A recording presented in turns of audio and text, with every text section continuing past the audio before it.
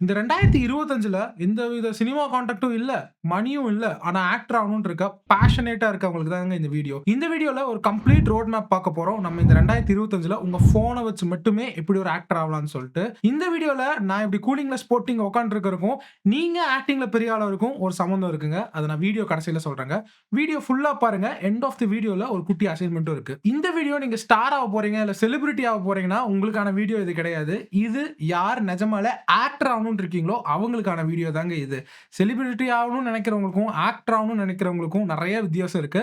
அந்த வித்தியாசத்த கொஞ்சம் புரிஞ்சுக்கோங்க. கோயம்புத்தூர், மதுரை, திருச்சி, சென்னை, திருநெல்வேலி, தஞ்சாவூர்னு சொல்லிட்டு நீங்க எந்த ஊர்ல இருந்து வேணாலும் இந்த வீடியோ பார்த்துட்டு இருங்க. நீங்க இருக்கிற இடத்துல இருந்து நீங்க எப்படி ஆக்டர் ஆகலாம் அப்படிங்கிறதுக்கான ஒரு கம்ப்ளீட் ரோட் மேப் தான் இது.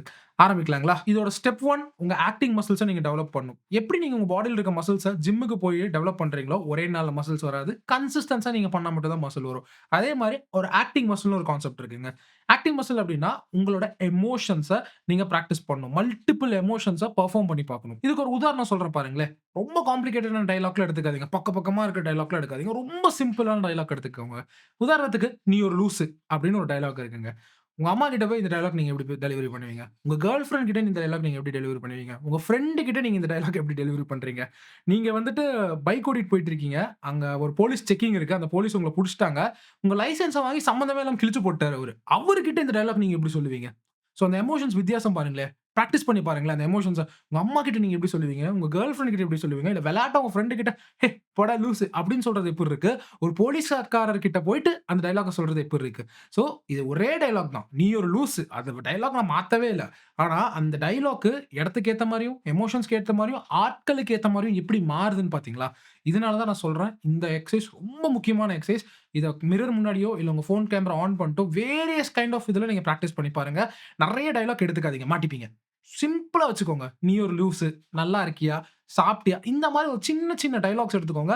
இது எந்த படத்துலருந்து எடுக்கணும்லாம் அவசியம் இல்ல. நீங்களே சிம்பிளா எழுதுங்க அவ்வளதான். எழுதிட்டு பிராக்டிஸ் பண்ணி பாருங்க. இந்த ஸ்டெப் 2 சில பேத்துக்கு புடிக்காது. சில பேர் இத வந்து அவாய்ட் பண்ணணும்னு நெனைக்கிறவங்க. நானே ரொம்ப நாள் இதெல்லாம் எப்புட்றான்ட்டு இருந்தேன். பட் இப்ப இருக்கிற காலகட்டத்துக்கு இந்த ஸ்டெப் 2வ நீங்க ஃபாலோ பண்ணி தான் ஆகணும். ஆனா, இந்த ஸ்டெப் 2 ஃபாலோ பண்ற மூலியமா நீங்க வழி மாறி போறதுக்கும் நெறைய சான்ஸ் இருக்கு. சோ, வழி மாறி போயிறாதீங்க. அவ்வளதான் நான் சொல்லுவேன். என்னன்னா, Instagramல இல்ல YouTubeல நீங்க ஷார்ட்ஸ் ஆர் ரீல்ஸ் போஸ்ட் பண்ணணும். நான் வழி மாறி போயிறாதீங்கங்கிறது என்ன கான்டெக்ஸ்ட்ல சொல்றேன்னு உங்களுக்கு புரியுதுல்ல? அந்த ரீல்ஸ், ஷார்ட்ஸ் உங்க ஆக்டிங் ரிலேட்டடா இருக்கணும். வழி மாறி போயிறாதீங்க. புரியுதுல்ல? நான் சிலதெல்லாம் சுத்தி வளைச்சு சொல்றேன். Hope you can understand. நீங்க ரெகுலரா வீடியோ போடுங்க. நீங்க உங்க பிராக்டிஸ் பண்ற வீடியோ போடுங்க. இல்ல உங்க மிரர் முன்னாடி நீங்க கேமரா வச்சு எடுக்கிற வீடியோ போடுங்க. ஆர் எல்ஸ் கேமராவ டைரக்ட்டா இத ஒரு ட்ரைபாட்ல ஃபிக்ஸ் பண்ணிட்டு உங்க ஃபோன் கேமரா போதும். No fancy stuff.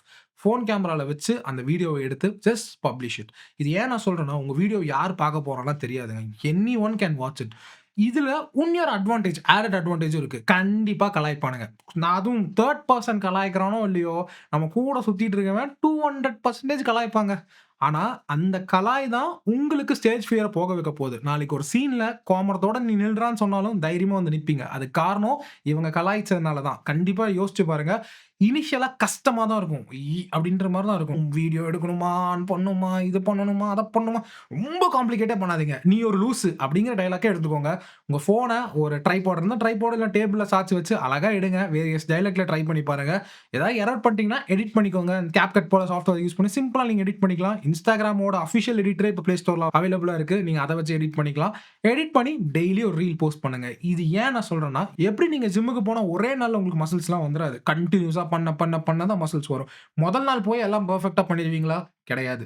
2ஆம் நாள் போய் எல்லாம் பெர்ஃபெக்ட்டா பண்ணிருவீங்களா? கிடையாது. எத்தன தப்பு பண்ணுவீங்க? அங்க சுத்தி இருக்கவன் எத்தன பேர் கலாய்ப்பான்? இந்த மாரி நெறைய விஷயம் இருக்கு. இதே ஒரு இடத்துல நீங்க ஒண்ணு யோசிச்சிருக்கீங்களா? அதே ஜிம்முக்கு ஒரு நல்ல குண்டா கொழுக்கு மொழுக்குன்னு ஒருத்தர் வராருன்னு வச்சுக்கோங்களேன். அதே ஜிம்முக்கு ஒருத்தர் குச்சி மாரி ஒருத்தர் வராரு. நீங்க அவங்கள கலாய்க்க மாட்டீங்க ஜிம்ல.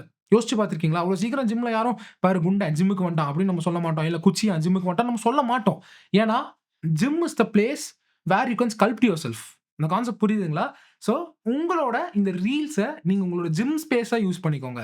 பரவால்ல. தப்பு பண்ணாலும் பரவால்ல. ஒல்லியா வந்தாலும் பரவால்ல. ஒரு பிரச்சனையும் இல்ல. தைரியமா வாங்க. ஃபேஸ் பண்ணுங்க. கேமரா ஃபேஸ் பண்ணுங்க. இத வந்துட்டு நான் என் தம்பிகளுக்கோ, இல்ல அண்ணனுங்களுக்கோ, இல்ல ஃப்ரெண்டா நெனச்சு இந்த அட்வைஸ ரொம்ப சீரியஸா எடுத்துக்கோங்க. இது இப்படியே வச்சுக்கோங்களேன். எனக்கு ஒரு உரிமை இருக்குன்னு வச்சுக்கோங்களேன். நான் இத வந்து ஸ்ட்ராங்கா சஜெஸ்ட் பண்றேன். தயவு செஞ்சு பண்ணுங்க. ஓகே. ஸ்டெப் 2 தாண்டிட்டீங்கன்னா, அடுத்தது ஒரு 3வது விஷயம்.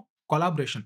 இந்த கொலாபரேஷனுக்கு தான் இப்ப நம்ம ஒரு பிளாட்ஃபார்ம் உருவாக்கிக்கிட்டு இருக்கோம். நம்ம ஃபிலிம் கம்யூனிட்டியே இருக்கு. நம்ம Instagramல நீங்க ஃபாலோ பண்ணிக்கலாம். நம்ம ஒரு ஃபிலிம் மூவ்மெண்ட் நடத்த போறோம். அந்த மூவ்மெண்ட்ல நெறைய ஆக்டர்ஸ் தேவைப்படுறாங்க. நெறைய பேத்தோட கனெக்ட் பண்ண போறோம். நெறைய ஃப்ரீ கோர்சஸ் அது இது நெறைய விஷயங்கள் வரப்போது.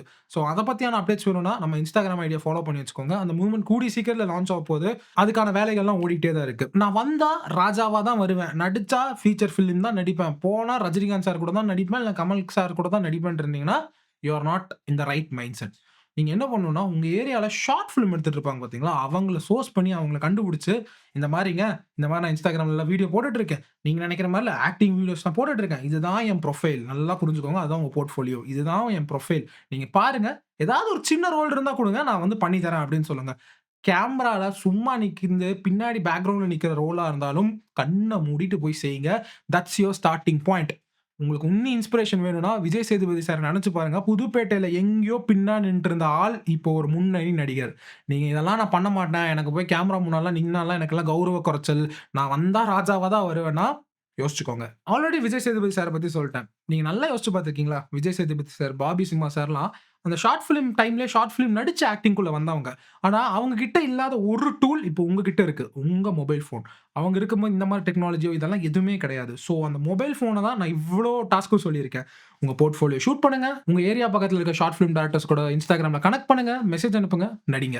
நான் ஆல்ரெடி சொன்ன மாரி நம்ம ஃபிலிம் மூவ்மெண்ட் ஸ்டார்ட் பண்ணா இதுக்கான பூஸ்ட் உன்னி ஜாஸ்தி வரப்போகுது. நான் சொன்னேன் பார்த்தீங்களா, இந்த வீடியோல நான் கூலிங் கிளாஸ் போட்டு உட்கார்ந்துருக்கிறதுக்கும், இங்க ஆக்டிங் நீங்க கத்துக்கிறதுக்கும் ஒரு சின்ன டிப் இருக்குன்னு. அந்த டிப் என்னன்னா, இப்போ இந்த சினாரியோவ பாருங்களேன். யூசுவலா என்னோட ப்ரீவியஸ் வீடியோஸ்லாம் பார்த்துட்டீங்கன்னா, எனக்கு சினிமேட்டிக் லைட்டிங் தான் பிடிக்கும். அது மாரி என்னோட வீடியோஸ்லாம் டிராமேட்டிக்கா இருக்கும். லைட்டிங்லாம் கலர்ஃபுல்லா இருக்கும். என்னோட டேஸ்ட் அது. ஆனா இந்த வீடியோ வந்து பார்த்துட்டீங்கன்னா, ஒரு சிம்பிள் லைட் தான் வச்சிருக்கேன். சும்மா டேபிள் முன்னாடி உட்காந்துருக்கேன். பின்னாடி இருட்டாயிட்டே இருக்கு. உங்களுக்கு பார்த்தா தெரிஞ்சிரும். ஒரு சாயந்திரம் நேரம் இது எல்லாமே உங்களுக்கு கன்வே ஆகுதுல்ல.